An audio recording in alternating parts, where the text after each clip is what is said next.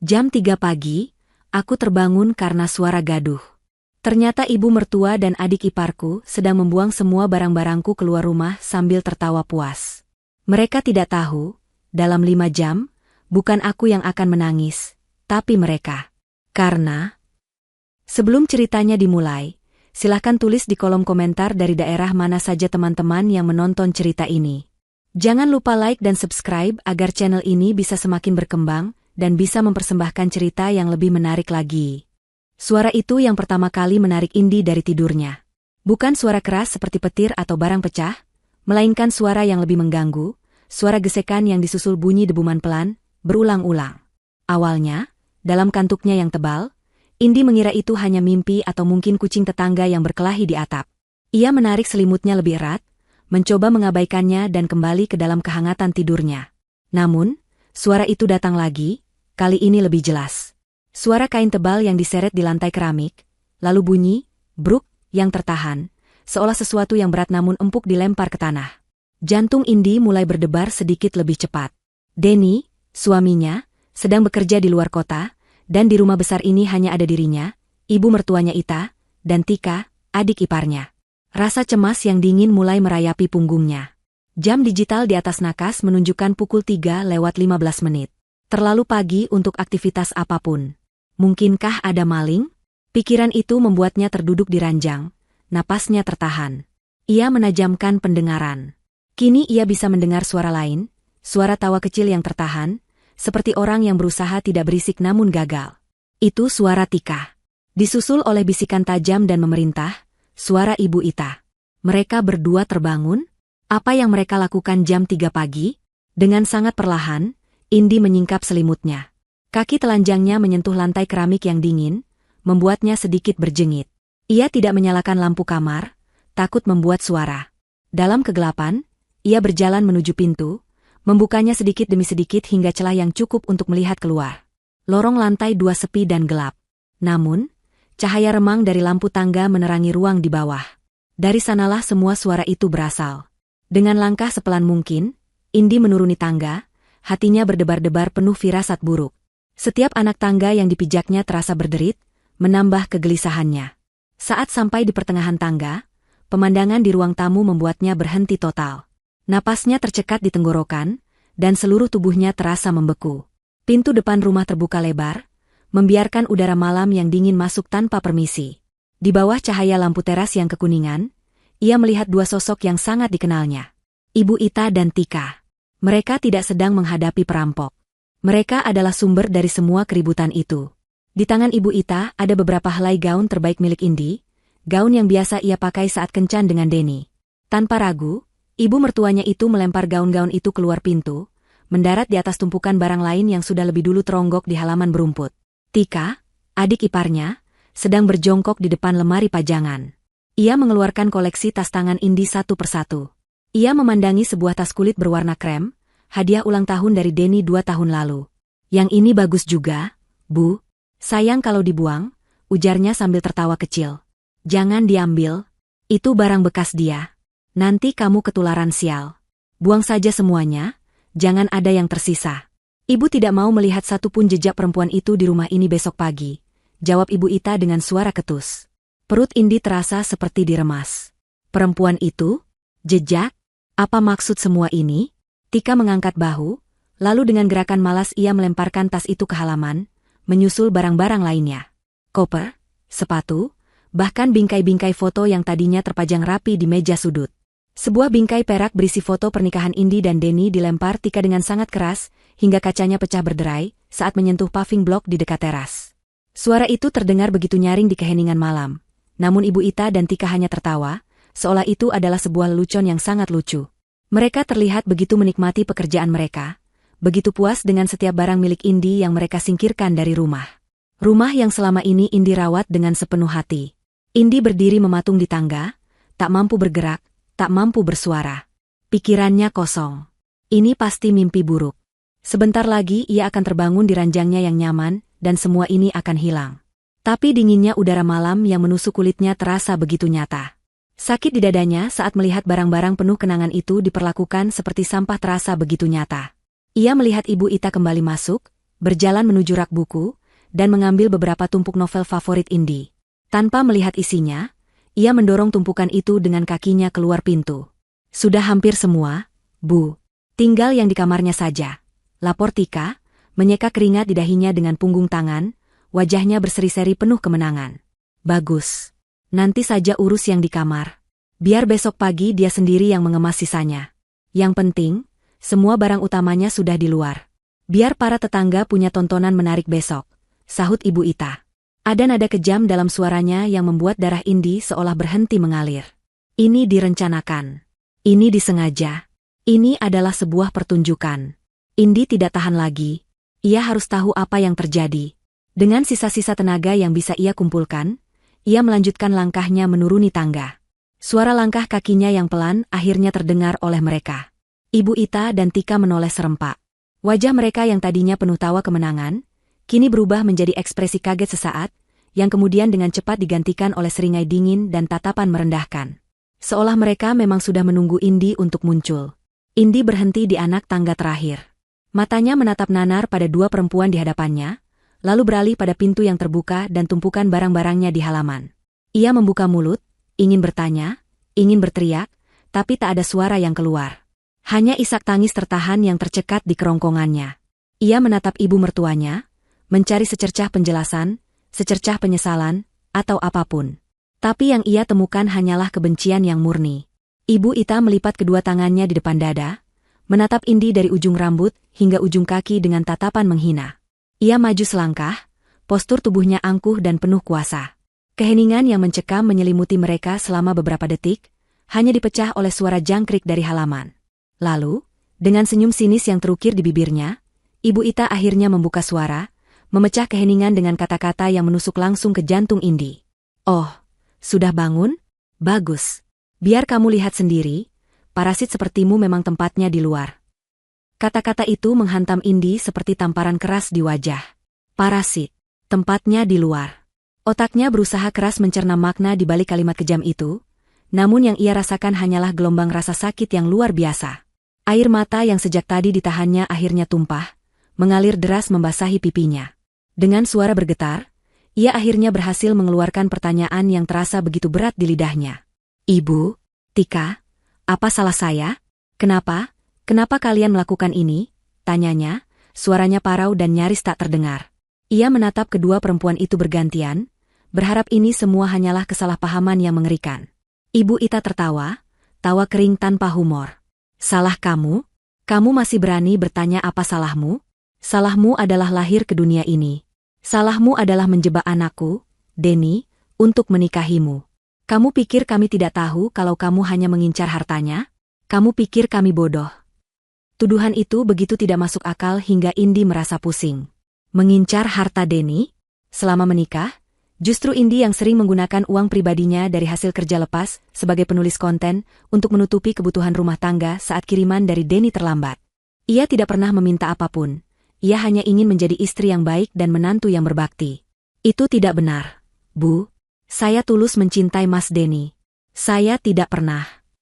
Diam, bentak Ibu Ita, telunjuknya menuding lurus ke wajah Indi. Jangan sebut nama anakku dengan mulut kotormu itu. Kamu pikir dengan bersikap manis dan patuh selama ini bisa menipu kami? Kami tahu akal bulusmu. Kamu hanya perempuan tidak berguna yang menumpang hidup di sini, menghabiskan uang anakku. Tapi, Bu, rumah ini, Indi hendak mengatakan bahwa rumah ini juga rumahnya, tetapi Tika segera memotong dengan nada sinis. Rumah ini milik Mas Denny. Kakakku yang bekerja keras untuk membeli rumah ini. Dan kamu hanya menumpang di sini. Enak sekali hidupmu. Sudah saatnya penumpang gelap sepertimu ditendang keluar, ujar Tika sambil melipat tangan di dada, meniru gaya angkuh ibunya. Setiap kata yang mereka ucapkan adalah fitnah yang dirancang untuk menyakitinya. Indi menggelengkan kepala, mencoba menyangkal, namun isak tangisnya membuatnya sulit berbicara. Ia merasa dunianya runtuh. Orang-orang yang seharusnya menjadi keluarganya, kini berdiri di hadapannya sebagai algojo. Di tengah keputusasaannya, satu-satunya harapannya adalah Denny. Denny pasti akan membelanya. Denny pasti tidak tahu apa-apa soal ini. Mas Denny? Di mana Mas Denny? Dia tidak mungkin setuju dengan semua ini. Saya mau bicara dengannya, kata Indi, tangannya meraba-raba saku daster, mencari ponselnya. Tika tersenyum licik. Oh, kamu mau mengadu pada Mas Denny? Percuma. Justru Mas Denny sendiri yang menyuruh kami melakukan ini. Dia sudah muak denganmu. Jantung Indi serasa berhenti berdetak. Tidak mungkin. Denny tidak mungkin melakukan itu. Denny mencintainya. Kamu bohong. Desis Indi, tatapannya nyalang menatap Tika. Aku bohong? Tika mengeluarkan ponselnya dari saku celana tidurnya, jemarinya dengan cepat menari di atas layar. Lalu, ia membalikan layar ponsel itu ke arah Indi. Lihat ini baik-baik. Biar matamu terbuka lebar. Di layar ponsel itu, terpampang sebuah foto. Foto Denny yang sedang tersenyum sambil merangkul seorang perempuan asing yang cantik dan tampak lebih muda. Mereka terlihat sangat akrab, duduk di sebuah kafe yang mewah. Di bawahnya, ada tangkapan layar percakapan WhatsApp antara Tika dan Denny. Indi membaca pesan yang dikirim oleh nomor yang tersimpan dengan nama, Mas Denny. Tika, tolong bantu Mas. Usir saja perempuan itu dari rumah. Mas sudah tidak tahan lagi. Nanti Mas jelaskan semuanya kalau sudah pulang. Mas sudah menemukan penggantinya yang jauh lebih baik. Dada Indi terasa sesak. Seolah ada tangan tak kasat mata yang meremas jantungnya hingga hancur. Foto itu bisa saja direkayasa. Tapi percakapan itu? Apakah Denny benar-benar menulis itu?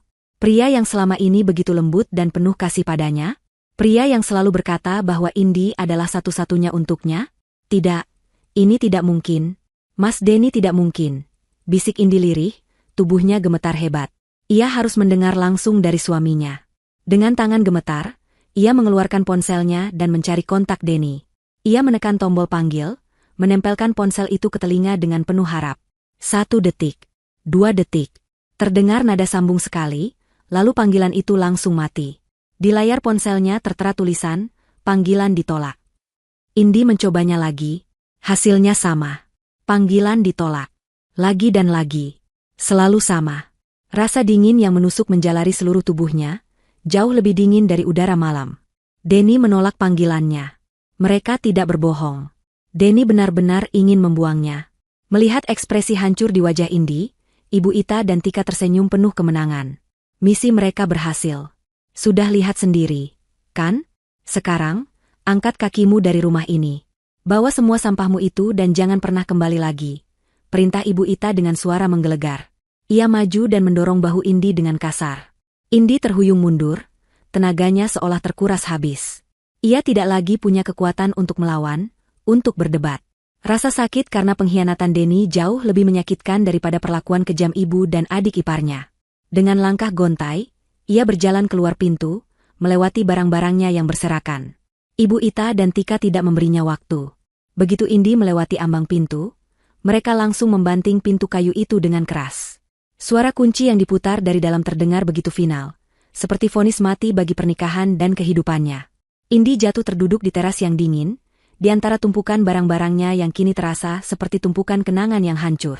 Ia memeluk lututnya, membiarkan isak tangisnya pecah tanpa suara.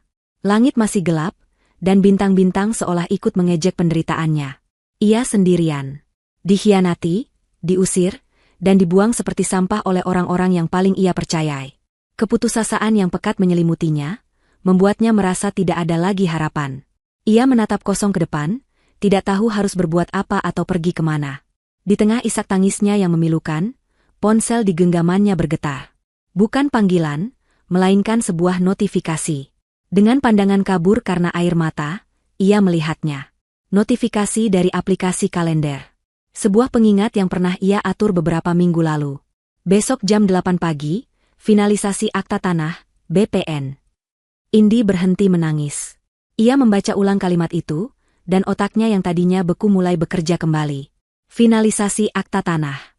Otaknya langsung teringat pada sebuah map tebal berwarna hijau yang tersimpan aman di dalam salah satu tas tangan yang ikut terlempar ke halaman. Tas berisi dokumen-dokumen paling berharga miliknya. Ia mengangkat kepalanya, air mata masih membasahi pipinya, namun tatapan matanya tidak lagi menunjukkan keputusasaan. Rasa sakit itu masih ada, menggores hatinya begitu dalam. Tapi kini, di atas rasa sakit itu, tumbuh sesuatu yang baru. Sesuatu yang dingin, keras, dan penuh tekad. Mereka telah melakukan kesalahan terbesar dalam hidup mereka. Sisa malam itu Indi habiskan dalam keadaan setengah sadar. Ia tidak tidur, bahkan tidak memejamkan mata. Tubuhnya terduduk kaku di teras yang dingin, punggungnya bersandar pada dinding yang terasa lembab oleh embun. Dinginnya keramik merambat naik melalui telapak kakinya, menjalar ke seluruh tubuhnya, namun ia nyaris tidak merasakannya. Rasa dingin di dalam hatinya jauh lebih menusuk, jauh lebih membekukan. Setiap embusan angin malam terasa seperti sayatan, membawa serta aroma rumput basah dan kenangan-kenangan yang kini telah menjadi puing. Matanya menatap lurus ke tumpukan barang di hadapannya. Gaun sutra biru pemberian Denny saat ulang tahun pernikahan pertama mereka tersangkut di dahan semak bunga, berkibar-kibar pelan seperti bendera kekalahan. Di dekatnya, album foto tebal tergeletak terbuka, halamannya basah oleh embun, menampilkan foto-foto liburan mereka yang penuh tawa, wajah bahagia mereka kini ternoda oleh lumpur. Setiap benda memicu sebuah kenangan, dan setiap kenangan terasa seperti tusukan jarum. Namun, air matanya sudah kering. Yang tersisa hanyalah kekosongan yang hampa dan amarah yang membara pelan di dasar jiwanya, seperti bara api yang tersembunyi di bawah tumpukan abu. Pengingat dari kalender ponselnya tadi seolah menjadi sau yang menahannya agar tidak sepenuhnya tenggelam dalam lautan keputusasaan. Ia punya satu hal yang tidak mereka ketahui. Satu kebenaran yang akan mengubah segalanya. Kini, yang perlu ia lakukan hanyalah menunggu. Menunggu fajar, menunggu jam 8 pagi. Perlahan, warna langit di ufuk timur berubah dari hitam pekat menjadi nila, lalu ungu, dan akhirnya semburat jingga mulai melukis awan. Suara azan subuh yang syahdu terdengar dari kejauhan, panggilan yang biasanya menenangkan hatinya kini terdengar asing. Pagi datang, membawa serta cahaya yang akan menelanjangi penderitaannya di hadapan dunia. Dan benar saja, tak lama kemudian, kehidupan di komplek perumahan itu mulai menggeliat. Loper koran melemparkan gulungan surat kabar ke halaman seberang. Bapak-bapak dengan sarung dan peci berjalan pulang dari masjid, beberapa di antara mereka melirik ke arah rumah Indi dengan tatapan bertanya-tanya. Puncak penghinaan dimulai saat para ibu rumah tangga mulai keluar. Bu Siska, tetangga sebelah kanannya, membuka gerbang untuk menyapu halaman. Matanya langsung tertuju pada pemandangan ganjil di halaman rumah Indi. Ia berhenti menyapu, matanya membelalak kaget, menatap tumpukan barang lalu beralih pada sosok Indi yang terduduk diam. Bu Siska tidak menyapa, hanya menatap dengan campuran rasa kasihan dan penasaran, sebelum akhirnya bergegas masuk kembali ke dalam rumahnya, mungkin untuk berbagi berita terbaru dengan suaminya. Indi tahu apa yang akan terjadi selanjutnya. Gosip akan menyebar secepat api di musim kemarau. Ia bisa merasakannya. Tatapan-tatapan dari balik tirai jendela tetangga, bisikan-bisikan saat mereka lewat di depan rumah. Ia menjadi tontonan, sebuah drama pagi yang menyedihkan. Dan para sutradaranya, Ibu Ita dan Tika, tidak akan melewatkan kesempatan ini untuk menikmati hasil karya mereka. Tepat seperti dugaannya, tak lama kemudian pintu depan rumah terbuka. Bukan untuk mempersilakannya masuk, tapi untuk menampilkan kedua antagonisnya. Ibu Ita keluar dengan daster batiknya yang paling bagus, rambutnya sudah disanggul rapi. Tika mengikutinya, membawa 2 cangkir teh panas yang masih mengepul. Mereka duduk di kursi rotan di teras, persis seperti yang biasa mereka lakukan setiap pagi, seolah tidak ada perempuan yang terusir dan terduduk membeku hanya beberapa meter dari mereka. Mereka sengaja menciptakan kontras yang menyakitkan, kehangatan dan kenyamanan mereka di satu sisi, dengan kedinginan dan penderitaan Indi di sisi lain. "Selamat pagi, Bu Siska," sapa Ibu Ita dengan suara yang sengaja dikeraskan saat melihat Bu Siska keluar lagi untuk membuang sampah. "Maaf ya, halamannya jadi berantakan. Biasa, sedang bersih-bersih barang lama yang sudah tidak berguna lagi. Menuh-menuhin rumah saja." Kalimat itu jelas ditujukan untuk Indi. Setiap katanya adalah tamparan verbal. Bu Siska hanya tersenyum canggung, mengangguk sekilas, lalu cepat-cepat masuk ke dalam. Ia tidak mau terlibat. Tika menambahkan, menyesap tehnya dengan nikmat. "Iya, Bu. Barang kalau sudah jadi sampah, kan, memang harus segera dibuang. Kalau tidak, nanti jadi sumber penyakit." Indi tidak bereaksi. Ia tidak menoleh, tidak membalas. Ia hanya terus menatap lurus ke arah jalanan di depan, seolah telinganya tuli. Sikap tenangnya ini rupanya membuat Ibu Ita dan Tika semakin jengkel. Mereka ingin melihatnya menangis, memohon, atau setidaknya menunjukkan kemarahan. Tapi Indi tidak memberi mereka kepuasan itu. Di dalam dirinya, ia sedang menghitung mundur. Pukul 7. Pukul setengah 8. Matahari semakin tinggi, mulai menghangatkan kulitnya yang semalaman kedinginan. Waktu seolah berjalan begitu lambat. Setiap detik terasa seperti 1 jam. Indi menahan lapar, haus, dan rasa pegal di sekujur tubuhnya. Ia hanya fokus pada satu hal, tujuannya. Ia tahu bahwa apa yang akan terjadi selanjutnya akan menjadi pertaruhan terbesar dalam hidupnya. Dan akhirnya, saat jam di ponselnya menunjukkan pukul 8:05, penantiannya berakhir. Dari ujung jalan komplek, sebuah mobil sedan berwarna hitam gelap melaju pelan. Mobil itu terlihat berbeda, lebih resmi dibandingkan mobil-mobil milik penghuni komplek lainnya. Di pintunya, ada sebuah logo instansi pemerintah yang tidak terlalu jelas terbaca dari kejauhan. Mobil itu terus melaju, semakin dekat, dan akhirnya berhenti tepat di depan gerbang rumahnya. Semua aktivitas di jalanan seolah berhenti. Para tetangga yang kebetulan berada di luar, langsung menoleh. Ibu Ita dan Tika yang sedang asyik berbincang, langsung terdiam. Mereka menatap mobil itu dengan dahi berkerut. Siapa itu? Tamu siapa? Wajah mereka menunjukkan kebingungan. 3 orang pria keluar dari mobil. 2 orang lebih muda, dan 1 orang tampak lebih senior, berusia sekitar 50-an.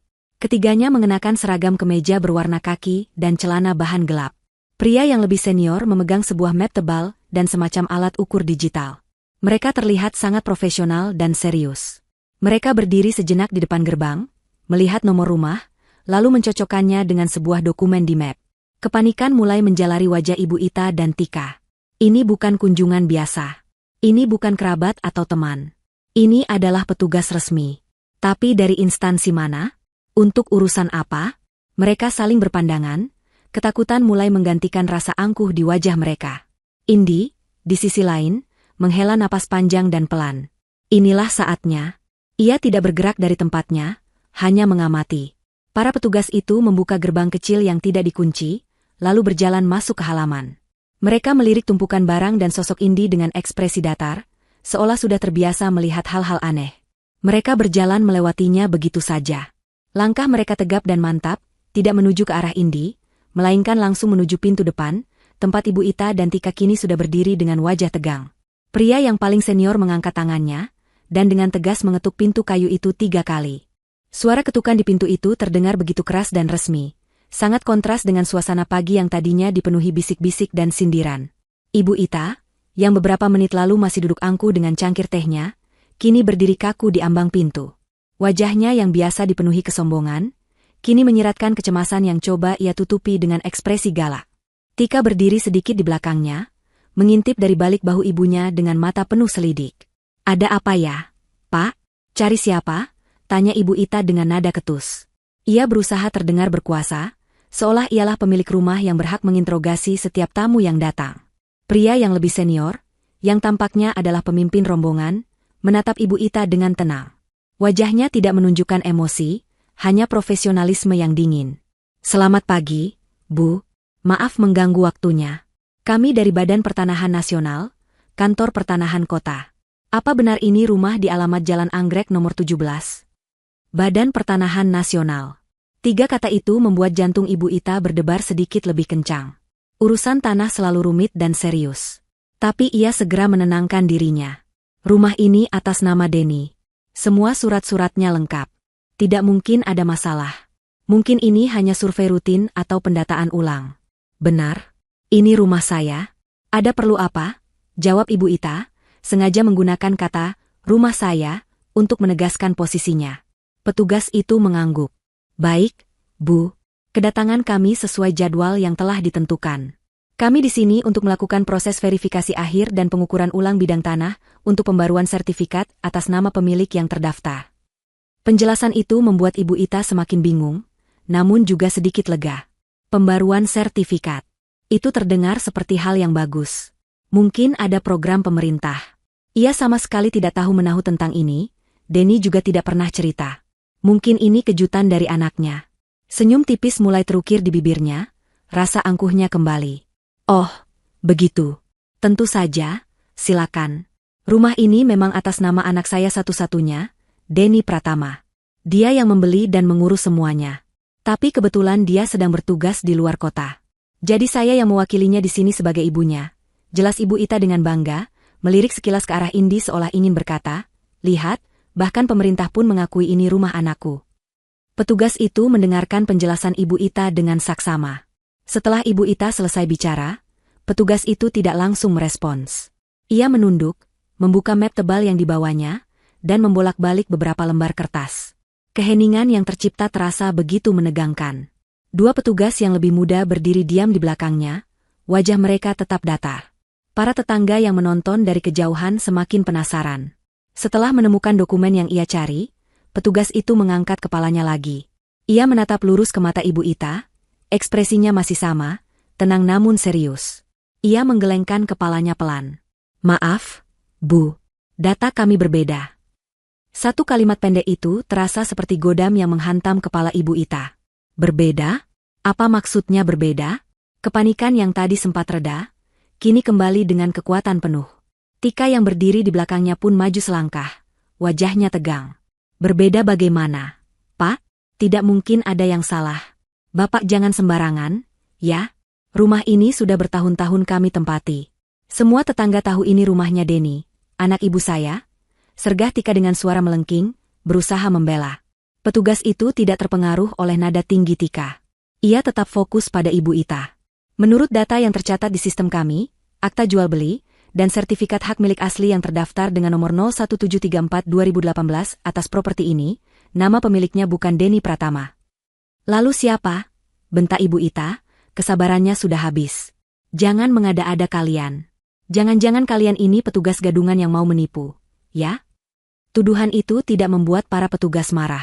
Pria pemimpin itu justru menghela napas pendek, seolah sudah biasa menghadapi reaksi seperti ini. Ia tidak lagi menatap Ibu Ita.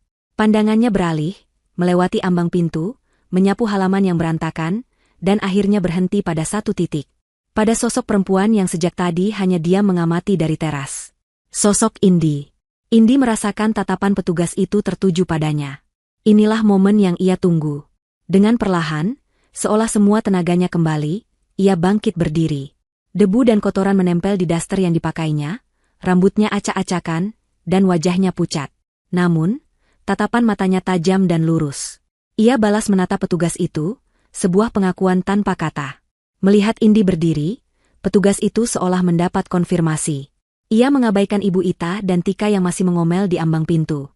Dengan langkah mantap, ia berjalan melintasi halaman, mendekati Indi. Dua petugas muda mengikutinya, menciptakan jarak antara Indi dan ibu mertuanya. Para tetangga menahan napas, drama ini mencapai puncaknya. Petugas itu berhenti 1 meter di depan Indi. Ia menatap Indi dengan tatapan yang sopan dan penuh hormat, sebuah perlakuan yang sangat kontras dengan yang Indi terima sepanjang malam. Ia tersenyum tipis, sebuah senyum profesional yang menenangkan. Permisi, selamat pagi, sapanya dengan suara yang jelas dan tenang. Mohon maaf atas ketidaknyamanannya. Apa benar saya sedang berbicara dengan Ibu Indi Kirana? Indi mengangguk pelan, tenggorokannya masih terasa kering. Benar, Pak, saya sendiri. Petugas itu tersenyum lagi, kali ini lebih lega. Ia membuka kembali mapnya dan menunjukkannya pada Indi. Syukurlah. Sesuai jadwal kita hari ini, Bu. Kami di sini untuk verifikasi akhir. Maaf sekali lagi, Bu. Tapi menurut semua dokumen legal yang kami pegang dan yang terdaftar di arsip negara, pemilik tunggal yang sah atas tanah dan bangunan di alamat ini adalah Anda. Pernyataan petugas BPN itu menggantung di udara seperti awan badai yang siap pecah. Sun. Bahkan bisik-bisik para tetangga pun sejenak terhenti. Semua mata kini tertuju pada 3 tokoh utama drama pagi itu. Seorang petugas pemerintah yang tenang, seorang istri teraniaya yang kini berdiri tegak, dan 2 perempuan yang wajahnya berubah dari merah padam karena marah menjadi putih pucat karena syok. Wajah Ibu Ita adalah sebuah potret ketidakpercayaan yang sempurna. Mulutnya sedikit terbuka, matanya mengerjap beberapa kali seolah berharap pemandangan di depannya akan berubah. Tika, yang sejak tadi berlindung di balik arogansi ibunya, kini tampak seperti anak kecil yang kehilangan arah. Tidak mungkin, desis Ibu Ita, suaranya terdengar serak. Itu adalah sangkalan pertama, sebuah refleks dari pikiran yang menolak untuk menerima kenyataan yang begitu menghancurkan. Kemudian, penolakan itu dengan cepat berubah menjadi amarah yang meledak-ledak, sebuah mekanisme pertahanan terakhir dari egonya yang terluka. Penipu. Dia pasti penipu. Teriaknya sambil menudingkan jari gemetar ke arah Indi. Bapak jangan percaya padanya. Dia itu perempuan licik. Dia pasti sudah memalsukan semua dokumennya. Dia pakai guna-guna. Tangkap dia, Pak. Penjarakan dia. Dia mau merebut rumah anak saya. Ibu Ita menjadi histeris. Ia meracau, melontarkan segala tuduhan yang bisa dipikirkan oleh otaknya yang panik. Ia menuduh Indi bersekongkol dengan petugas BPN, menuduhnya membayar orang untuk membuat sertifikat palsu. Namun, teriakannya tidak lagi terdengar berkuasa. Itu adalah teriakan putus asa dari seseorang yang dunianya sedang runtuh di depan matanya sendiri. Para petugas BPN tetap tenang, tidak terintimidasi sedikitpun. Mereka sudah terlatih menghadapi sengketa dan reaksi emosional warga. Pemimpin rombongan itu hanya menatap Ibu Ita dengan ekspresi datar, membiarkannya mengeluarkan semua amarahnya hingga suaranya serak dan napasnya tersengal. Para tetangga yang menonton kini saling berpandangan dengan ekspresi yang berubah. Kemarahan Ibu Ita yang membabi buta justru membuat ceritanya semakin tidak bisa dipercaya. Di tengah kekacauan itu, Indi bergerak. Ia tidak membalas teriakan ibu mertuanya. Ia tidak perlu melakukannya. Dengan langkah yang mantap, ia berjalan menuju tumpukan barangnya. Ia berjongkok di samping tas kulit berwarna krem yang tadi pagi dilempar oleh Tika dengan begitu enteng. Tas hadiah dari Denny. Dengan tenang, ia membuka resletingnya. Tangannya masuk ke dalam, melewati buku catatan dan dompet, mencari benda yang ia tahu tersimpan aman di bagian paling bawah. Sebuah map plastik tebal berwarna hijau. Ia menarik map itu keluar, membersihkan sedikit tanah yang menempel di permukaannya, lalu bangkit berdiri. Semua mata mengikutinya saat ia berjalan kembali mendekati petugas BPN. Ibu Ita berhenti berteriak. Napasnya masih memburu, matanya menatap tajam pada map hijau di tangan Indi. "Pak," ujar Indi dengan suara yang jelas dan mantap, sama sekali tidak bergetar. "Mungkin ini bisa membantu meluruskan semuanya." Ia menyerahkan map itu kepada petugas. Pria itu menerimanya, membukanya, dan mengeluarkan isinya satu persatu di hadapan semua orang. Selembar sertifikat hak milik, SHM, asli yang masih terlihat baru. Selembar akta jual beli, AJB, dengan stempel notaris yang sah. Kartu tanda penduduk, KTP, atas nama Indi Kirana. Dan kartu keluarga, KK, yang menunjukkan statusnya sebagai istri dari Denny Pratama. Sambil petugas itu memeriksa keaslian setiap lembar dokumen, Indi akhirnya angkat bicara. Bukan kepada ibu mertuanya, tapi kepada petugas itu, namun dengan suara yang cukup keras agar semua orang di sana bisa mendengarnya. "Rumah ini adalah hadiah pernikahan dari almarhum kedua orang tua saya, Pak," Indi memulai ceritanya. Nadanya datar, tanpa emosi yang berlebihan, hanya fakta. "Ayah saya adalah orang yang sangat hati-hati. Sebelum meninggal, beliau berpesan agar aset ini diatasnamakan saya sepenuhnya. Bukan karena beliau tidak percaya pada suami saya, Denny, tapi sebagai bekal dan perlindungan untuk masa depan saya, sebagai anak perempuan satu-satunya. Beliau bilang, dunia ini keras, nak. Suamimu orang baik, tapi keluarga adalah cerita yang berbeda. Pegang ini untuk menjagamu." Indi berhenti sejenak, menarik napas dalam.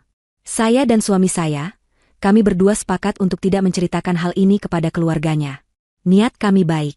Kami tidak ingin mereka merasa tidak nyaman atau berpikir saya pamer kekayaan. Saya hanya ingin diterima sebagai menantu dan istri, bukan karena apa yang saya miliki. Kami membiarkan mereka berpikir bahwa rumah ini dibeli oleh Denny, agar harga diri suami saya dan keluarganya tetap terjaga. Selama ini, saya diam dan menerima perlakuan mereka demi menjaga keharmonisan rumah tangga. Saya pikir, kesabaran saya akan dihargai. Ternyata, saya salah." Penjelasan itu, yang disampaikan dengan ketenangan dan kejujuran yang menusuk, membungkam semua orang. Para tetangga kini menatap Ibu Ita dan Tika dengan pandangan jijik dan mencemooh. Kebenaran terasa begitu gamblang dan menyakitkan. Mereka bukan hanya kejam, tapi juga tidak tahu terima kasih. Petugas BPN selesai memeriksa. Ia mengangkat kepalanya dan menatap lurus ke arah Ibu Ita, yang kini bersandar lemas di kusen pintu seolah seluruh tulangnya telah dilunakan. "Semua dokumen ini asli dan sah, Bu," kata petugas itu dengan suara tegas yang tidak menyisakan ruang untuk perdebatan. "Tanda tangan notaris, stempel BPN, nomor seri sertifikat, semuanya cocok dengan data induk yang kami miliki di kantor. Tidak ada keraguan sedikit pun. Kepemilikan properti ini secara hukum adalah 100% milik Ibu Indi Kirana." Palu vonis telah diketuk. Ibu Ita dan Tika tidak bisa berkata apa-apa lagi.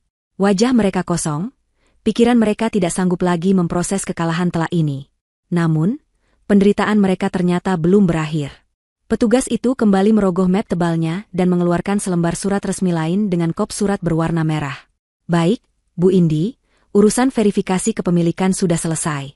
Namun ada satu tugas lagi yang harus kami laksanakan," ujarnya, kini beralih menatap Ibu Ita lagi. "Selain verifikasi, Kami juga ditugaskan oleh kantor pajak daerah untuk menyampaikan surat ini secara langsung. Ini adalah surat peringatan ketiga dan terakhir mengenai tunggakan pajak bumi dan bangunan atas properti ini. Petugas itu membuka surat tersebut.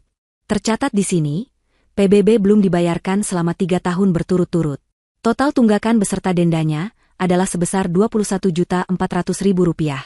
Jika tidak dilunasi dalam waktu 30 hari sejak surat ini diterima, maka negara berhak melakukan penyitaan aset sesuai dengan undang-undang yang berlaku. Jika pengungkapan status kepemilikan rumah adalah sebuah bom nuklir, maka berita tentang tunggakan pajak puluhan juta rupiah adalah hujan radioaktif yang mengikuti setelahnya. Racunnya menyebar dengan cepat, melumpuhkan sisa-sisa pertahanan Ibu Ita dan Tika. 21 juta. Angka itu berputar-putar di kepala mereka seperti burung pemakan bangkai.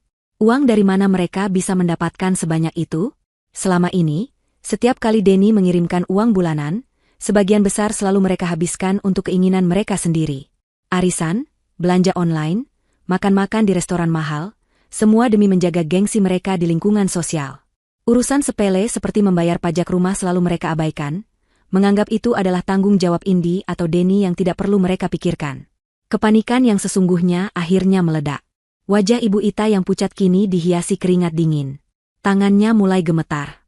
Ia menatap Tika dengan panik, mencari pertolongan, namun adiknya sendiri sama kacaunya. Mereka terpojok. Semua kebohongan, semua kesombongan mereka, kini runtuh menjadi debu di hadapan para tetangga yang menjadi saksi bisu. Bisikan-bisikan para penonton kini tidak lagi tertahan. Suara mereka terdengar lebih jelas, menghakimi dan penuh cemoohan. Ya ampun, jadi selama ini cuma numpang tapi lagaknya seperti ratu. Pantesan istrinya yang sabar begitu diusir. Takut ketahuan belangnya kalau dia pemilik rumahnya. Sudah numpang gratis, tidak tahu diri, pajak pun tidak dibayar. Benar-benar keterlaluan. Setiap kalimat yang sampai ke telinga Ibu Ita terasa seperti cambukan. Reputasinya, harga dirinya, semua yang ia banggakan, hancur lebur dalam hitungan menit. Menyadari bahwa agresi tidak lagi berguna, ia secara drastis mengubah taktiknya. Dengan gerakan yang dibuat-buat, ia menjatuhkan dirinya ke lantai, mencoba meraih kaki Indi dengan air mata yang tiba-tiba mengalir deras. Ini adalah pertunjukan terakhirnya, akting seorang korban.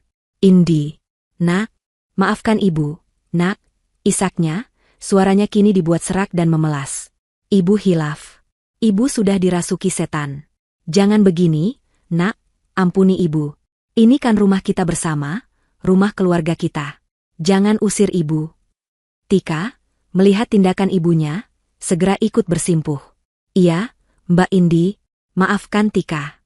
Tika hanya ikut-ikutan ibu. Tolong jangan hukum kami seperti ini, Mbak. Kami harus tinggal di mana? Pemandangan itu begitu menyedihkan sekaligus menjijikkan. Dua orang yang beberapa jam lalu menertawakan penderitaan Indi, kini menangis dan memohon belas kasihan di kakinya. Namun, bagi Indi, semua itu sudah terlambat. Hatinya yang tadinya penuh luka, kini telah mengeras menjadi baja. Ia menatap dingin pada dua perempuan yang bersimpuh di hadapannya. Dengan gerakan pelan namun tegas, Indi menarik kakinya dari jangkauan tangan Ibu Ita. Ia mundur selangkah, menciptakan jarak yang tak terjembatani di antara mereka. Rumah kita? Indi mengulang kata-kata itu dengan nada dingin yang menusuk. Beberapa jam yang lalu, Ibu bilang saya ini parasit yang tempatnya di luar. Beberapa jam yang lalu, Tika bilang saya ini penumpang gelap yang harus ditendang keluar. Kalian tertawa saat melempar foto pernikahan saya hingga pecah. Kalian menikmati setiap detik penghinaan yang saya rasakan. Sekarang, setelah kebenaran terungkap, tiba-tiba ibu ingat kalau saya ini, nak? Indi berhenti, membiarkan kata-katanya meresap. Rasa kekeluargaan itu sudah kalian buang ke halaman ini tadi malam, bersama dengan semua barang-barang saya. Jadi jangan pernah pakai kata itu lagi di hadapan saya. Wajah Ibu Ita dan Tika semakin pucat mendengar jawaban Indi yang tanpa ampun. Mereka sadar, drama air mata mereka sama sekali tidak berhasil. Indi yang mereka kenal, menantu pendiam dan penurut yang bisa mereka injak-injak sesuka hati, telah hilang. Yang berdiri di hadapan mereka kini, adalah seorang pemilik properti yang sah, seorang perempuan yang telah menemukan kembali kekuatannya. Setelah menegaskan posisinya pada mereka, Indi tidak lagi membuang waktu. Ia berbalik, mengabaikan kedua perempuan yang masih bersimpuh di lantai, dan kembali menghadap para petugas BPN yang sejak tadi menunggu dengan sabar. Ia menatap lurus pada pemimpin rombongan itu, postur tubuhnya kini tegak dan penuh percaya diri. Bapak-bapak petugas, ujarnya dengan suara yang lantang dan otoritatif, memastikan semua orang mendengarnya. Terima kasih banyak atas semua informasi dan bantuannya hari ini. Sangat mencerahkan. Sepertinya, selama ini saya telah tanpa sadar membiarkan ada penyewa ilegal yang tinggal di properti saya. Kata, penyewa ilegal, diucapkan dengan penekanan khusus. Sebuah status baru yang ia sematkan pada ibu mertua dan adik iparnya. Status yang menanggalkan semua ikatan keluarga dan mengubahnya menjadi murni urusan hukum. Dan pagi ini, lanjut Indi, matanya melirik tajam ke arah Ibu Ita dan Tika, para penyewa ilegal itu telah melakukan tindakan perusakan dan pembuangan aset pribadi saya secara sengaja. Kalimat itu adalah sebuah deklarasi perang. Ia tidak lagi menganggap ini sebagai masalah keluarga. Ini adalah tindak kriminal. Ibu Ita dan Tika menatapnya dengan horor, menyadari implikasi dari kata-kata Indi. Ini tidak akan berakhir hanya dengan mereka diusir. Ini bisa berlanjut ke kantor polisi. Kemudian, Indi melakukan gerakan terakhir yang menyegel nasib mereka. Di hadapan semua orang, ia mengeluarkan ponselnya. Jemarinya dengan tenang mencari sebuah nama di daftar kontak. Semua orang menahan napas, menunggu apa yang akan ia lakukan selanjutnya. Indi menemukan nama yang ia cari. Ia menempelkan ponsel ke telinganya, dan setelah beberapa saat, ia berbicara dengan nada yang sopan namun tegas. Selamat pagi, Pak Budi. Maaf mengganggu. Ini saya, Indi Kirana. Sepertinya, saya akan membutuhkan jasa Bapak hari ini. Sekarang, izinkan saya menelepon pengacara saya. Pernyataan Indi yang menelepon pengacaranya adalah pukulan terakhir yang meruntuhkan seluruh benteng pertahanan Ibu Ita dan Tika. Kata, pengacara, terdengar begitu asing dan menakutkan. Sebuah dunia yang tidak pernah mereka masuki. Itu adalah sinyal bahwa masalah ini telah keluar dari ranah drama keluarga, dan masuk ke dalam labirin hukum yang dingin dan tanpa ampun. Wajah Ibu Ita berubah menjadi topeng teror. Gambaran tentang surat panggilan polisi, ruang sidang, dan bahkan penjara, melintas di benaknya. Tika mulai menangis sesenggukan, bukan lagi tangisan palsu untuk mencari simpati, melainkan tangisan ketakutan yang sesungguhnya. Para petugas BPN, setelah menyerahkan surat tunggakan pajak secara resmi kepada Indi sebagai pemilik sah, merasa tugas mereka telah selesai. Mereka tidak punya wewenang untuk ikut campur dalam sengketa pribadi. Pemimpin rombongan itu memberi anggukan hormat kepada Indi. Tugas kami sudah selesai, Bu Indi. Jika ada yang bisa kami bantu terkait administrasi pertanahan, jangan ragu hubungi kami. Permisi. Mereka berbalik dan berjalan dengan tenang menuju mobil mereka, meninggalkan arena pertempuran yang kini telah memasuki babak baru. Kepergian mereka seolah menjadi penegasan bahwa otoritas di tempat itu kini sepenuhnya berada di tangan Indi. Indi masih menempelkan ponsel di telinganya, berbicara pelan dengan pengacaranya, memberikan gambaran singkat tentang apa yang terjadi. Di sekelilingnya, para tetangga masih belum beranjak, tidak mau ketinggalan satu detik pun dari klimaks yang luar biasa ini. Namun, sebelum Indi bisa menyelesaikan percakapannya, sebuah panggilan lain masuk ke ponselnya, membuat layarnya menyala. Sebuah nama tertera di sana, nama yang membuat jantungnya berdebar kencang, suamiku Denny. Getaran di tangannya bukan lagi karena dingin atau takut, melainkan karena gejolak emosi yang kompleks. Ia segera mengakhiri panggilan dengan pengacaranya. Pak Budi, nanti saya hubungi lagi, ujarnya cepat, lalu dengan satu tarikan napas panjang, ia menerima panggilan dari Denny. Halo, sapanya, suaranya terdengar lebih mantap dari yang ia duga. Sayang. Indi. Ya Tuhan, akhirnya kamu angkat juga. Suara Denny di seberang sana terdengar panik dan terengah-engah. Sayang, ada apa ini? Ibu barusan telepon aku, dia teriak-teriak histeris, bilang kamu mau usir mereka dari rumah, bilang ada petugas datang. Aku tidak mengerti sama sekali. Apa yang sebenarnya terjadi? Indi bisa mendengar kepanikan murni dalam suara suaminya, tapi ia juga bisa mendengar kebingungan. Denny jelas bereaksi atas laporan sepihak dari ibunya yang penuh distorsi. Indi menarik napas lagi, menenangkan dirinya. Ini adalah saat penentuan. Mas, ujarnya dengan suara yang tenang dan terkendali, dengarkan aku baik-baik. Jangan potong. Aku akan ceritakan semuanya dari awal. Dan Indi pun bercerita. Ia menceritakan bagaimana ia terbangun jam 3 pagi oleh suara berisik. Ia melukiskan dengan kata-kata pemandangan mengerikan saat ia melihat ibu dan adik Denny melempar semua barangnya ke halaman seperti sampah. Ia mengulangi setiap hinaan yang mereka lontarkan, setiap tuduhan keji yang mereka tudingkan padanya. Ia menceritakan bagaimana mereka mendorongnya keluar dan mengunci pintu. Dan bagian yang paling menyakitkan, ia menceritakannya dengan suara yang sedikit bergetar. Tika menunjukkan foto editanmu dengan perempuan lain, Mas. Dia juga menunjukkan percakapan palsu, seolah-olah kamu yang menyuruh mereka mengusirku, karena kamu sudah punya penggantiku. Mereka membuatku percaya bahwa kamu mengkhianatiku. Keheningan sesaat di ujung telepon, hanya terdengar suara napas Denny yang berat. Kemudian, suara yang kembali terdengar bukan lagi panik, melainkan penuh amarah yang tertahan. Amarah yang membakar. Apa? Suara Denny terdengar seperti geraman. Mereka bilang aku selingkuh? Mereka berani memfitnahku dan menyakitimu seperti itu? Ya Tuhan, Indi, sayang, maafkan aku. Maafkan aku. Aku tidak tahu. Aku tidak pernah membayangkan mereka bisa sejahat dan selicik itu. Aku mencoba meneleponmu berkali-kali tadi malam, Mas. Tapi panggilan aku selalu ditolak. Lanjut Indi, suaranya kini sedikit melunak, menyadari kemarahan suaminya bukan ditujukan padanya. Aku tahu, sahut Denny dengan cepat, suaranya penuh penyesalan. Aku baru lihat panggilannya sekarang. Tadi malam sampai pagi ini aku ada di lokasi tambang yang baru, di pedalaman. Sama sekali tidak ada sinyal. Ibu tahu jadwalku. Dia pasti sengaja melakukannya saat dia tahu aku tidak bisa dihubungi. Ya Tuhan, aku sudah dipermainkan oleh keluargaku sendiri. Kemudian, Denny menceritakan sisinya. Ia mengungkapkan bagaimana selama berbulan-bulan, setiap kali menelepon ke rumah, ibunya selalu mengeluh tentang Indi. Keluhan-keluhan kecil yang tampak sepele pada awalnya. Indi masaknya keasinan hari ini. Indi seharian di kamar saja, tidak mau bantu ibu. Indi boros sekali, uang bulanan sudah hampir habis. Lama-kelamaan, keluhan itu menjadi fitnah yang lebih serius. Indi melawan waktu ibu nasihati. Ibu lihat dia sering terima paket mahal, sepertinya dia belanja online terus pakai uangmu. Aku mengaku salah, sayang, kata Denny dengan suara penuh sesal. Aku seharusnya tidak mendengarkan mereka. Aku mulai khawatir, tapi aku selalu percaya padamu. Aku hanya tidak menyangka bahwa semua itu adalah kebohongan yang dirancang untuk membuatku membencimu. Mereka mencoba meracuni pikiranku, meracuni pernikahan kita. Semuanya menjadi jelas sekarang. Ini adalah sebuah konspirasi keji yang telah direncanakan oleh Ibu Ita dan Tika. Mereka memanipulasi Denny dari jauh, sambil menindas Indi dari dekat. Tujuan mereka adalah memisahkan pasangan itu, agar mereka bisa sepenuhnya menguasai Denny dan semua yang ia miliki, yang ironisnya, ternyata bukan miliknya sama sekali.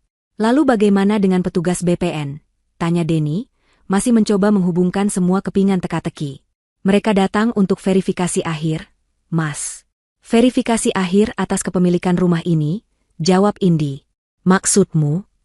Mas, kata Indi dengan suara yang kini kembali kuat, rumah yang kita tinggali ini, sepenuhnya atas namaku. Hening lagi, kali ini lebih lama. Indi bisa membayangkan ekspresi kaget di wajah suaminya.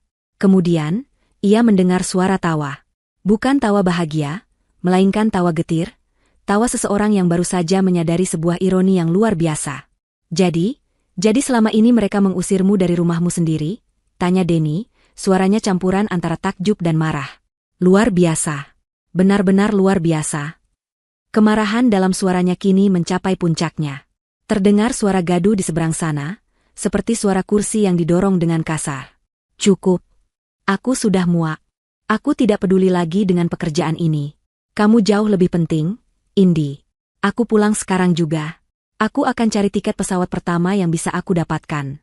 Jangan pergi kemana-mana, sayang. Tunggu aku. Jangan biarkan mereka menyentuhmu atau barang-barang kita lagi. Aku bersumpah, mereka akan berhadapan langsung denganku. Aku di pihakmu, sayang. 100%. Selalu. Panggilan itu berakhir. Indi menurunkan ponsel dari telinganya. Beban terberat di hatinya seolah terangkat. Keraguan terakhirnya telah sirna. Suaminya tidak mengkhianatinya. Suaminya ada di pihaknya. Pernikahannya selamat. Pertarungan ini bukan lagi pertarungannya seorang diri. Ini adalah pertarungan mereka berdua. Ia mengangkat kepalanya. Matanya yang tadi sempat melembut saat berbicara dengan Denny, kini kembali menjadi dingin dan tajam saat menatap Ibu Ita dan Tika, yang masih menatapnya dengan ekspresi ngeri. Mereka pasti mendengar nada bicara Indi, dan tahu bahwa harapan terakhir mereka, bahwa Denny akan membela mereka, telah pupus. Indi berjalan mendekati mereka. Kekuatan baru mengalir di dalam dirinya. Ini bukan lagi hanya kekuatan seorang pemilik properti, tapi juga kekuatan seorang istri yang dicintai dan dibela oleh suaminya. Dengan dukungan penuh dari Denny yang mengalir seperti energi baru ke dalam dirinya, keraguan terakhir di hati Indi lenyap. Yang tersisa hanyalah kepastian dan ketegasan. Ia tidak akan lagi menunda. Ia tidak akan lagi menunjukkan belas kasihan. Waktunya untuk bersikap baik sudah selesai. Sekarang adalah waktunya untuk bertindak. Ia berjalan mendekati Ibu Ita dan Tika, yang masih bersimpu di lantai teras dengan wajah basah oleh air mata ketakutan. Mereka mendongak menatap Indi, tatapan mereka kini seperti seekor anjing yang memohon ampun pada tuannya. Sebuah pemandangan yang menyedihkan, mengingat betapa angkuhnya mereka beberapa jam yang lalu. Indi berhenti di depan mereka, menatap keduanya dengan tatapan dingin tanpa emosi. Denny sedang dalam perjalanan pulang. Ujarnya, setiap kata diucapkan dengan penekanan yang jelas. Dia pulang bukan untuk kalian. Dia pulang untuk saya, istrinya. Sebelum dia tiba di rumah ini, saya ingin rumah ini bersih. Ibu Ita dan Tika saling berpandangan, tidak mengerti. Bersih? Bersih dari semua barang-barang milik kalian, lanjut Indi, menjelaskan dengan gamblang. Dan bersih dari semua energi negatif, semua fitnah, dan semua kekejaman yang sudah kalian tebarkan di setiap sudut rumah ini. Saya tidak mau suami saya pulang dan masih mencium bau kebusukan kalian di sini. Ia kemudian mengangkat pergelangan tangannya, melihat jam di ponselnya. Sekarang jam 8:30. Saya beri kalian waktu 30 menit dari sekarang. Kemasi semua barang kalian yang ada di dalam rumah ini. Pakaian, perhiasan, apapun itu. Tepat jam 9, saya mau kalian berdua sudah berada di luar gerbang. Jika dalam 30 menit kalian belum keluar, pengacara saya yang akan datang bersama pihak berwajib untuk menyeret kalian keluar secara paksa. Ultimatum itu bagaikan cambuk. 30 menit. Waktu yang mustahil untuk mengemasi seluruh hidup mereka. Kepanikan membuat mereka bergerak. Dengan tergesa-gesa dan canggung, Ibu Ita dan Tika bangkit berdiri. Mereka tidak berani menatap mata Indi. Dengan langkah terseok-seok, mereka masuk ke dalam rumah. Rumah yang selama ini mereka anggap milik mereka, kini terasa seperti penjara yang akan segera mereka tinggalkan. Dimulailah sebuah adegan yang kacau dan menyedihkan. Suara laci dibanting, lemari digeser, dan barang-barang yang dilempar ke dalam koper terdengar dari dalam rumah. Mereka tidak punya waktu untuk melipat pakaian dengan rapi atau memilih barang dengan saksama. Semua dimasukkan begitu saja ke dalam tas-tas dan koper-koper tua yang mereka simpan di gudang. Kemewahan dan ketenangan yang biasa mereka nikmati kini berganti dengan kepanikan dan kerja paksa. Indi tidak masuk ke dalam. Ia tetap berdiri di teras, menjadi mandor bagi pengusiran mereka. Ia menyandarkan tubuhnya di pilar, melipat tangan di dada, matanya terus mengawasi jam di ponselnya. Para tetangga masih setia menonton.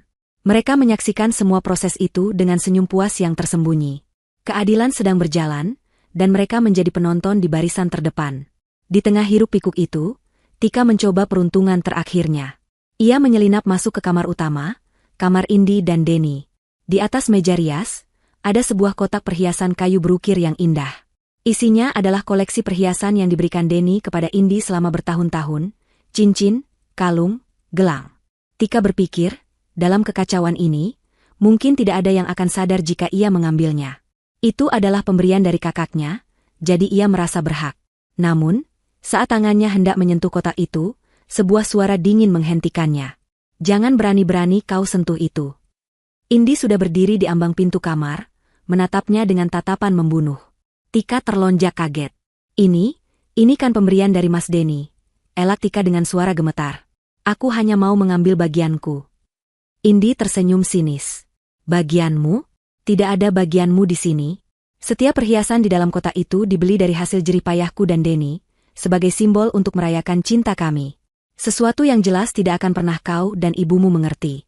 Jadi, letakkan kembali tanganmu, keluar dari kamar ini, dan lanjutkan mengemasi sampah-sampahmu. Kata, sampah, diucapkan dengan penekanan yang sama seperti yang Tika gunakan padanya tadi pagi. Tika gemetar karena marah dan takut. Ia tidak berani melawan tatapan mata Indi. Dengan tangan hampa, ia berbalik dan keluar dari kamar itu dengan perasaan terhina. Indi kembali ke posnya di teras. Ia mulai menghitung mundur sisa waktu dengan suara yang cukup keras untuk didengar. Sisa waktu 15 menit. Suara di dalam rumah semakin panik. Sisa waktu 5 menit. Ibu Ita dan Tika mulai menyeret tas dan koper mereka keluar. Wajah mereka basah oleh keringat dan air mata, rambut mereka acak-acakan. Pemandangan yang sangat jauh dari citra agung yang selalu mereka tampilkan. 1 menit. Akhirnya, dengan napas terengah-engah, mereka berhasil membawa keluar barang terakhir. Mereka berdiri di halaman, di samping tumpukan koper dan tas mereka yang tampak menyedihkan. Pakaian menyembul keluar dari resleting yang tidak bisa ditutup rapat. Waktu habis, ujar Indi dengan nada final. Ia berjalan ke arah pintu depan, memegang kenopnya. Ia menatap Ibu Ita dan Tika untuk terakhir kalinya. Tidak ada lagi yang perlu dikatakan. Ia tidak mengucapkan selamat tinggal.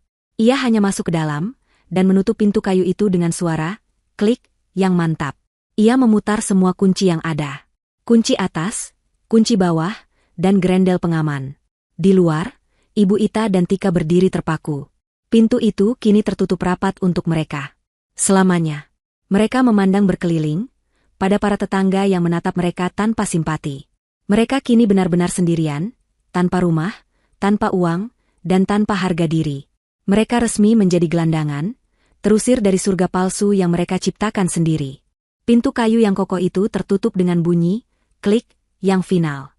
Bunyi putaran kunci dan grendel yang digeser dari dalam terdengar begitu nyaring, menjadi musik pengiring bagi akhir dari sebuah era. Bagi Ibu Ita dan Tika, suara itu adalah lonceng kematian bagi kehidupan nyaman dan penuh kepalsuan yang telah mereka jalani. Mereka berdiri mematung di luar gerbang, di samping tumpukan koper dan tas mereka yang tampak kumuh dan menyedihkan. Rumah megah yang selama ini menjadi panggung sandiwara mereka, kini berdiri angkuh dan tak terjangkau, seolah menjadi monumen bagi kekalahan mereka. Keheningan yang canggung menyelimuti.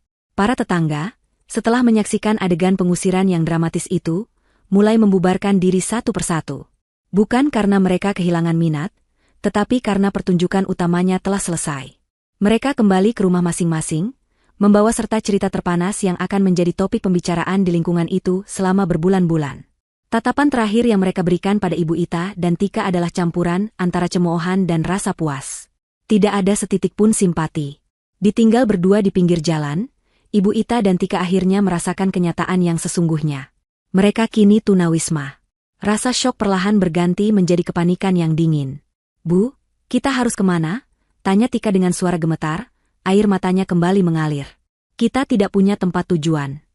Ibu Ita tidak menjawab. Otaknya bekerja keras, memutar semua kemungkinan. Ia tidak mungkin tinggal di jalanan. Gengsinya terlalu tinggi untuk itu. Ia harus mencari pertolongan. Dengan tangan gemetar, ia mengeluarkan ponselnya. Ia membuka daftar kontaknya, mencari nama-nama yang ia anggap sebagai teman dekat, anggota geng arisannya, atau kerabat yang sering ia pameri kekayaan palsunya. Pilihan pertamanya jatuh pada Bu Ratna, ketua arisan sosialita mereka. Ia menekan tombol panggil. Setelah beberapa nada sambung, panggilan itu dijawab. Halo, Ratna, sapa Ibu Ita, berusaha membuat suaranya terdengar normal. Oh, halo, Ita. Ada apa? Suara Bu Ratna terdengar aneh, sedikit menjaga jarak. Berita rupanya menyebar lebih cepat dari api. Begini, Erate, aku lagi ada sedikit masalah di rumah. Boleh tidak aku dan Tika menginap di rumahmu untuk 1 atau 2 malam saja? Pinta Ibu Ita, menelan ludah dan harga dirinya. Terdengar helaan napas di seberang sana. Aduh, Ita, maaf sekali. Bukannya tidak mau bantu. Tapi suamiku lagi sakit keras ini, butuh istirahat total. Rumah sedang tidak bisa terima tamu. Maaf ya. Tanpa menunggu jawaban, Bu Ratna langsung menutup telepon. Ibu Ita menatap layar ponselnya dengan nanar. Alasan. Ia tahu itu hanya alasan. Ia mencoba lagi, menelepon adiknya sendiri yang tinggal di pinggir kota. Hasilnya sama. Maaf, Mbak Yu. Rumahku lagi direnovasi, berantakan sekali. Tidak mungkin bisa ditinggali. Telepon ditutup. Satu persatu, semua pintu yang ia pikir terbuka untuknya, kini tertutup rapat. Tak seorang pun mau menolongnya. Tak seorang pun mau terseret ke dalam masalahnya. Ia dan Tika kini seperti wabah penyakit yang dijauhi semua orang. Tidak ada yang mau menolong kita. Bu, isak Tika, keputusasaannya mencapai puncak. Ibu Ita menjatuhkan ponselnya ke pangkuan. Wajahnya yang keriput tampak 10 tahun lebih tua. Energi dan kebencian yang tadi pagi begitu meluap-luap, kini telah menguap tak bersisa. Yang ada hanyalah kekosongan dan penyesalan yang terlambat. Mereka terduduk lesu di atas koper mereka di tepi jalan, seperti 2 pengungsi yang terdampar di negeri asing. Matahari mulai terasa menyengat, debu jalanan beterbangan, dan suara klakson kendaraan menjadi musik latar bagi penderitaan mereka. Saat mereka sedang meratapi nasib, sebuah mobil minibus berwarna perak yang tidak memiliki ciri khas apapun berhenti beberapa meter dari mereka. Jendelanya gelap, membuat mereka tidak bisa melihat siapa yang ada di dalamnya. Pintu geser mobil itu terbuka, dan 3 orang pria berbadan tegap dengan wajah keras turun dari mobil. Mereka tidak mengenakan seragam, hanya kaos oblong biasa dan celana jeans, namun aura mereka terasa mengintimidasi. Ketiga pria itu berjalan mendekati Ibu Ita dan Tika. "Permisi," sapa salah satu pria yang tampaknya menjadi pemimpin. Suaranya berat dan datar. "Apa benar ini dengan Ibu Ita Sumarni?" Ibu Ita mendongak dengan waspada. "Iya, saya sendiri. Ada apa ya?" Pria itu tersenyum tipis. Senyum yang sama sekali tidak ramah. "Syukurlah kalau begitu. Kami jadi tidak perlu repot-repot mencari lagi. Kenalkan, Bu, kami dari Koperasi Simpan Pinjam Maju Jaya. Kami datang untuk menagih janji." Jantung Ibu Ita serasa jatuh ke perutnya. Koperasi Maju Jaya. Ia ingat nama itu. Beberapa bulan lalu, ia meminjam uang dalam jumlah besar dari mereka. Uang itu ia gunakan untuk membeli tas bermerek edisi terbatas agar bisa pamer di arisan, dan sebagian lagi ia berikan pada Tika untuk menutupi kerugian akibat investasi bodong yang diikutinya. Ia berjanji akan membayarnya saat Denny mengirim bonus akhir tahun, sebuah bonus yang tidak pernah ada. Saya belum punya uang sekarang, Pak," jawab Ibu Ita dengan suara terbata-bata. "Tolong beri saya waktu lagi." Pria itu menggeleng. "Waktu Ibu sudah habis. Surat peringatan sudah kami kirim 3 kali, tapi tidak pernah ada tanggapan. Sesuai perjanjian yang Ibu tanda tangani di atas materai, jika terjadi wan prestasi, maka Ibu bersedia untuk menyelesaikan masalah ini di kantor kami. Hari ini juga. Tapi kami tidak bisa pergi sekarang. Kami," Tika mencoba membela. "Tidak ada tapi-tapian," potong pria lain dengan kasar. "Hutang Ibu sudah membengkak dengan bunga menjadi 120 juta rupiah. Ibu pikir kami akan membiarkannya begitu saja?" 120 juta. Tika menutup mulutnya dengan ngeri. Ia tidak tahu utang ibunya sebesar itu. Para pria itu tidak memberi mereka pilihan. Dengan gerakan yang tegas namun tidak kasar, mereka menyuruh Ibu Ita dan Tika untuk berdiri. "Barang-barang kalian biar kami yang urus nanti. Sekarang, kalian ikut kami ke kantor. Ada banyak hal yang perlu kita bicarakan." Tanpa daya, Ibu Ita dan Tika digiring menuju mobil minibus itu. Tidak ada lagi teriakan, tidak ada lagi perlawanan. Mereka sudah terlalu lelah, terlalu kalah. Saat mereka masuk ke dalam mobil, beberapa tetangga yang masih mengintip dari jendela menyaksikan adegan itu dengan mata terbelalak. Karma datang begitu cepat, begitu tuntas, dan dalam bentuk yang tidak pernah mereka duga. Pintu mobil ditutup, dan minibus itu melaju pergi, membawa Ibu Ita dan Tika menuju babak baru penderitaan mereka, sebuah neraka yang mereka ciptakan dengan tangan mereka sendiri. Di dalam rumah, keheningan terasa begitu pekat setelah hiruk-pikuk pagi itu. Indi berdiri di tengah ruang tamu. Untuk pertama kalinya, ia merasakan rumah ini benar-benar sebagai miliknya. Bukan hanya di atas kertas, tapi juga di dalam hatinya. Udara terasa lebih ringan, seolah beban berat yang selama ini menekan atap rumah telah terangkat. Namun, jejak-jejak pertempuran masih tersisa. Ada aura negatif dan kenangan buruk yang menempel di dinding. Hal pertama yang Indi lakukan adalah berjalan ke setiap sudut rumah dan membuka semua jendela lebar-lebar. Ia membiarkan sinar matahari masuk tanpa halangan, membiarkan angin segar berembus, meniup keluar semua sisa-sisa kepahitan. Ia ingin membersihkan rumah ini secara harfiah dan kiasan. Ia mengambil sapu dan mulai membersihkan debu-debu yang ditinggalkan oleh kepergian tergesa-gesa ibu mertua dan adik iparnya. Ia bekerja tanpa lelah. Setiap gerakan menyapu dan mengepel terasa seperti sebuah ritual penyucian. Setelah bagian dalam rumah terasa bersih, ia menghadapi tantangan terakhir, tumpukan barang miliknya di halaman. Ia melangkah keluar, menatap onggokan kenangan itu. Beberapa jam yang lalu, pemandangan ini menghancurkan hatinya.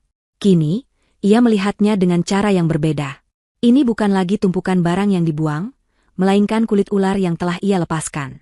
Simbol dari dirinya yang lama, yang penurut, yang selalu mengalah, yang kini telah tiada. Dengan kesabaran, ia mulai memilah. Satu persatu. Gaun sutra biru yang tersangkut di semak, ia ambil dengan hati-hati. Itu adalah kenangan indah bersama Denny, itu akan ia simpan. Album foto yang ternoda lumpur, ia bawa ke dalam untuk dibersihkan. Foto-foto itu adalah bukti cinta mereka, itu akan ia selamatkan. Namun, beberapa barang lain, Pemberian dari Ibu Ita yang selalu disertai sindiran, atau benda-benda yang mengingatkannya pada masa-masa penuh tekanan, ia pisahkan ke dalam kantong plastik hitam besar. Barang-barang itu akan ia sumbangkan atau buang. Ia sedang menyeleksi masa lalunya, memilih mana yang layak dibawa ke masa depan. Waktu berlalu tanpa terasa.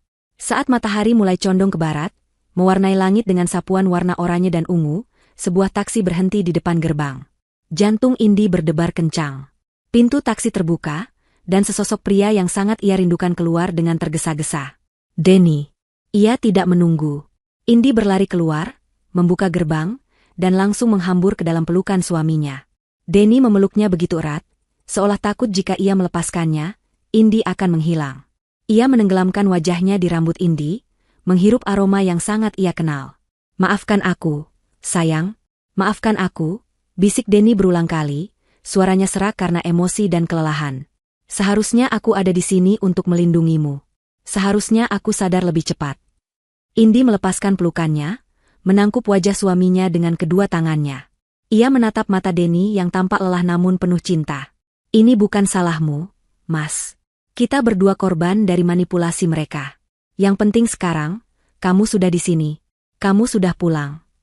Denny mengangguk, matanya berkaca-kaca. Ia menatap ke arah rumah yang tampak bersih dan damai, lalu pada sisa barang Indi yang sedang dirapikan. Hatinya terasa sakit sekaligus bangga. Sakit membayangkan apa yang telah dilewati istrinya sendirian, dan bangga melihat betapa kuatnya perempuan yang ia cintai itu. Malam itu, mereka tidak banyak bicara tentang apa yang terjadi.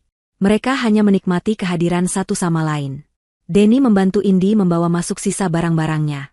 Kemudian, bersama-sama, mereka melakukan satu hal terakhir yang paling simbolis.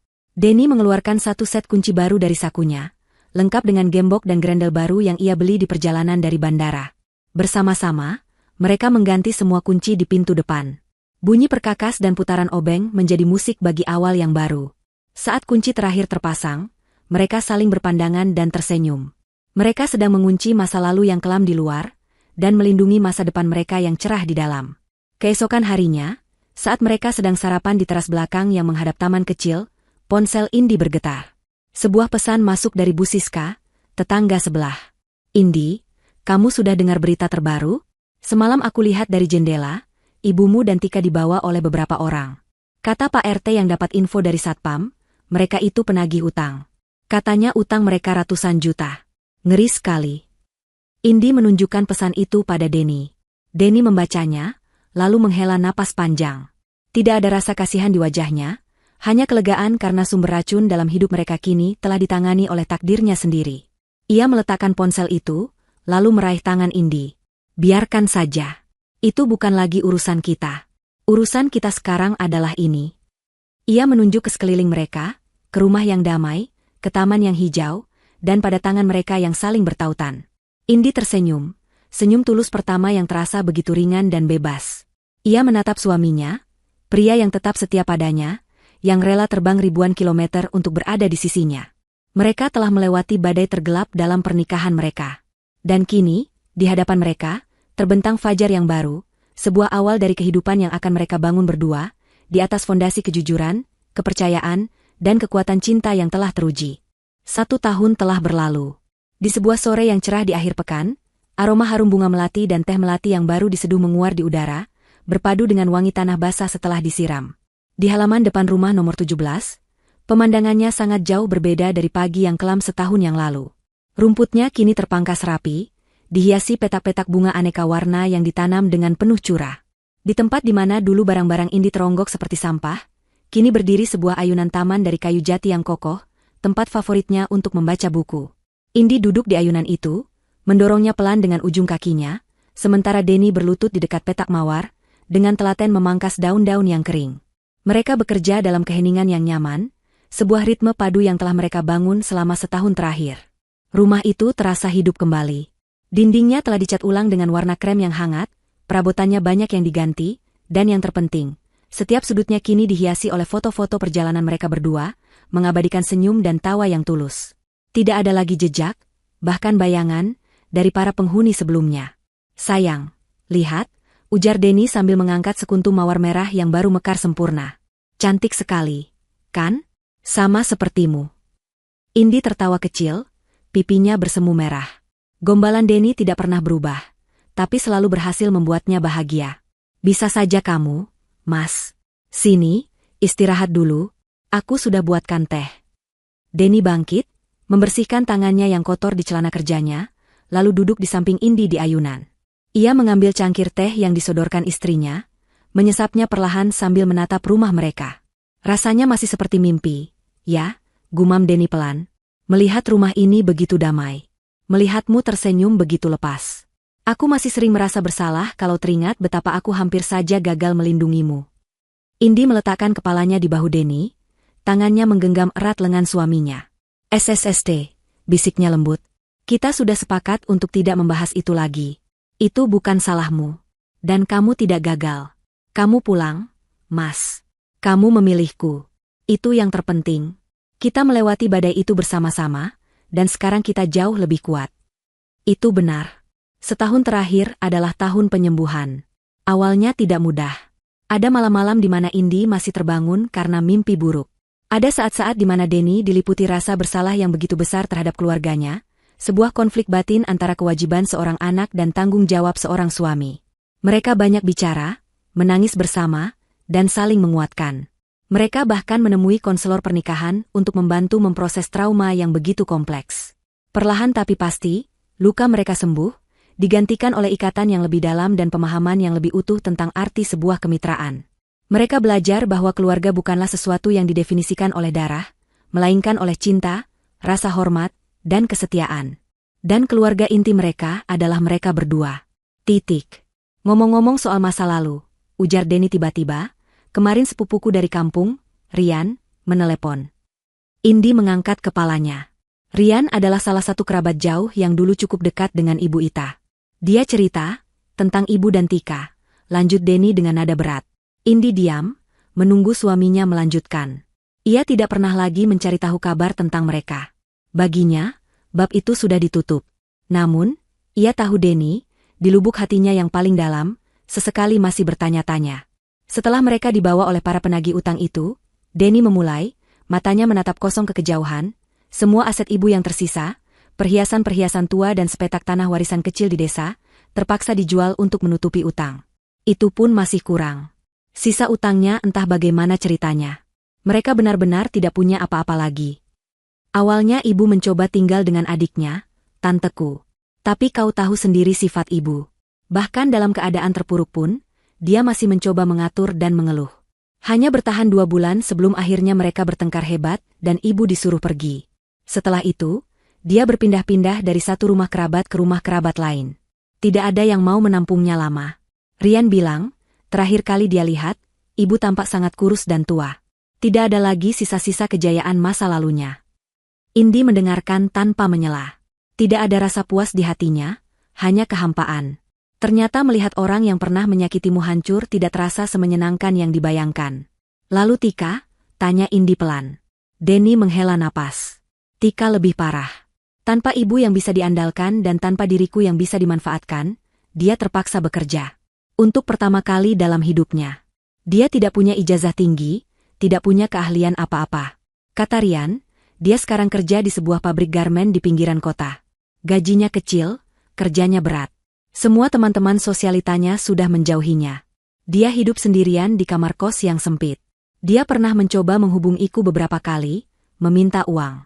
Tapi panggilannya tidak pernah kuangkat. Keheningan kembali menyelimuti mereka. Denny menatap Indi, matanya mencari pemahaman. Apa aku salah, sayang? Apa aku sudah menjadi anak dan kakak yang durhaka karena membiarkan mereka seperti itu? Indi menggeleng tegas. Ia menangkup wajah suaminya lagi, memaksanya untuk menatap matanya. Mas, dengarkan aku. Durhaka itu jika kamu meninggalkan orang tua yang tulus menyayangimu. Ibumu dan adikmu, mereka tidak pernah tulus padamu, apalagi padaku. Mereka hanya memandangmu sebagai sumber uang dan status. Mereka mencoba menghancurkan kebahagiaanmu, menghancurkan pernikahan kita. Keputusanmu untuk menjaga jarak dan melindungi keluarga kita yang sekarang adalah keputusan yang tepat. Itu bukan durhaka, itu adalah kebijaksanaan. Kamu sudah memilih untuk memutus lingkaran racun itu, dan aku sangat bangga padamu. Kata-kata Indi seolah mengangkat beban terakhir dari pundak Denny. Ia tersenyum, senyum yang tulus dan lega. Ia mengecup kening istrinya lama. "Terima kasih," bisiknya. "Terima kasih sudah menjadi kompas dalam hidupku." Mereka kembali bersandar di ayunan, kali ini dengan perasaan yang lebih ringan. Matahari perlahan terbenam, melukis langit dengan warna keemasan. Masa lalu telah dibicarakan, dituntaskan, dan akhirnya dilepaskan. Itu bukan lagi hantu yang menghantui mereka, melainkan hanya sebuah bab gelap dalam buku kehidupan mereka yang telah mereka tutup rapat-rapat. "Mas," kata Indi sambil tersenyum. "Kayaknya petak di sebelah mawar itu masih kosong. Besok kita tanami bunga matahari, ya? Biar rumah kita semakin cerah." Denny tertawa. "Ide bagus. Dan nanti kalau anak kita sudah lahir, kita buatkan dia rumah pohon di pojok sana." Indi tersenyum semakin lebar, tangannya tanpa sadar mengelus perutnya yang masih rata. Masa depan. Itulah yang kini terbentang di hadapan mereka. Cerah, penuh harapan, dan sepenuhnya milik mereka untuk ditulis bersama.